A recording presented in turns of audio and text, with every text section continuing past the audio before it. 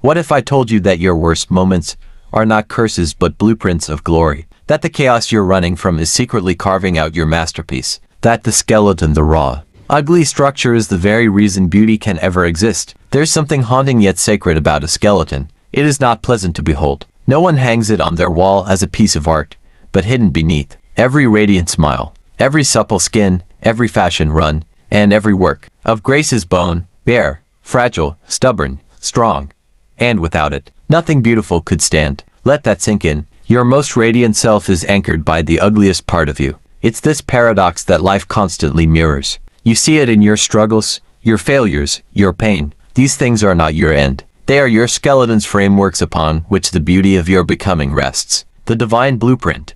When ugly precedes beauty. Have you ever walked past a construction site? The dust, the noise, the crooked rods, the splattered concrete. Nothing there looks like the golden design on the billboard. In fact, if you judge the building by the sight of its scaffolding, you'd run. But keep watching. Visit again in 6 months, a year. Suddenly, the madness makes sense. It was never chaos. It was process. Your life is not falling apart. It's under construction. Genesis 1:2 says, "The earth was without form and void, and darkness was over the face of the deep. Yet from that chaos came creation. Order did not come before darkness. It rose out of it." The Spirit of God hovers over formlessness over your mess and says, "Let there be light." You see, light is not appreciated until one has sat in darkness, and structure is not valued until one knows what it means to be broken. This is sacred order. This is the hidden technology of transformation. The skeleton is sacred. The Kabbalah teaches us that before vessels of light could exist, they had to break. This shattering of the vessels, Chevret Haklem created the world we see, a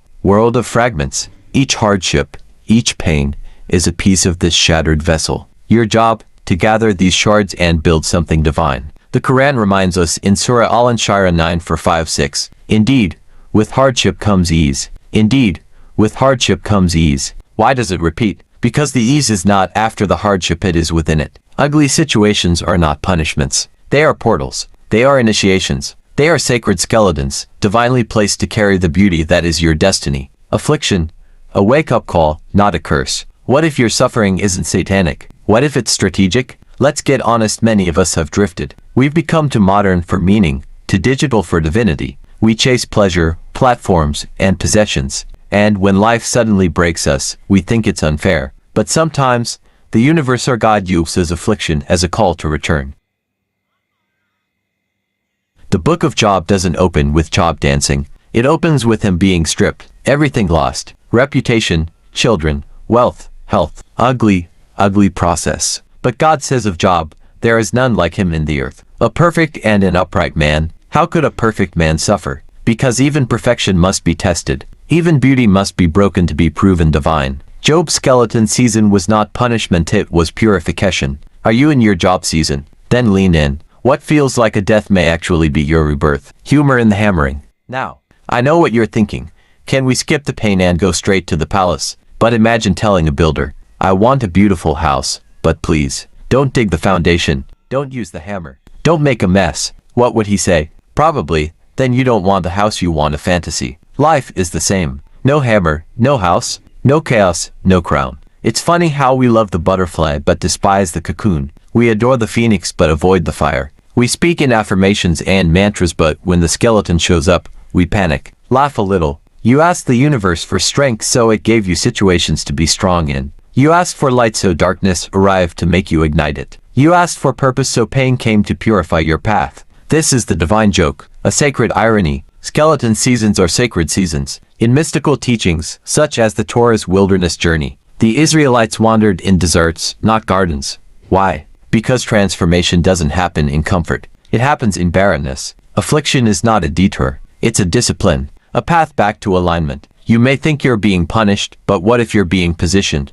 It's in the wilderness that God fed them manna, gave laws, built identity. Just like the construction site, it looked ugly, but something eternal was forming. Every great edifice requires a messy middle. So, when you find yourself in an ugly situation, broke, sick, abandoned, misunderstood, don't just cry. Don't just curse. Don't just complain. Look closer. Ask yourself, what skeleton is being formed here? What unseen beauty is this preparing me for? What part of my soul is being realigned? Return to alignment. Let's go deeper. Some of your afflictions may be karmic. Not in the New Age you get what you give, cliché, but in the spiritual law sense. A deviation from your path attracts discomfort to call you back. Just like pain in the body warns of injury, pain in your soul warns of misalignment. The Hindu Vedas say, when you walk on the wrong path, the cosmos whispers through suffering. The purpose of pain is not destruction, it is direction. If you respond with introspection, not bitterness, every scar becomes a sacred signpost. The alchemy of affliction,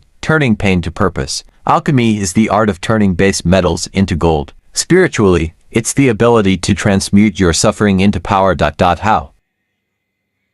By seeing with spiritual eyes, not just what is happening to me, but what is this trying to awaken in me. The skeletons of your life, rejections, betrayals, failures are the scaffolds. Without them, the cathedral of your destiny cannot rise. Romans 8:28. And we know that all things work together for good to them that love God, to them who are called according to his purpose. All things, ugly things, beautiful things, foolish decisions, broken relationships, missteps, illness, confusion, all things, seductive insight.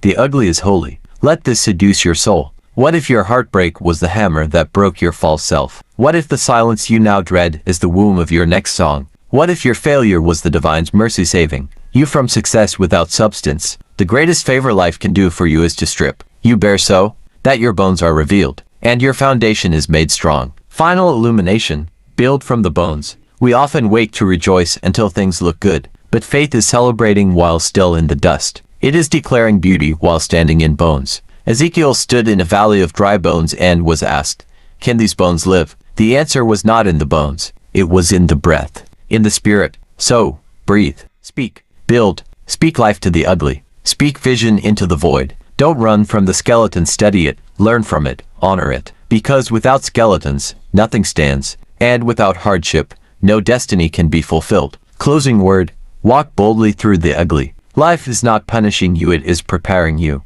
Every crack, every collapse, every crying night is placing bricks where no eyes can see. So don't quit, don't envy the finished. Build your bones, bless your mess, and trust the process. Like the skeleton beneath your flesh, your ugly seasons are not for display, but without them, your glory cannot stand. Remember, the skeleton is not a beautiful sight, but it is the foundation of every beautiful thing. Let your pain preach, let your wounds teach. Your beauty is becoming. Keep building. Know thyself. Insights by T Major Self-Awareness. Tap follow to stay spiritually updated.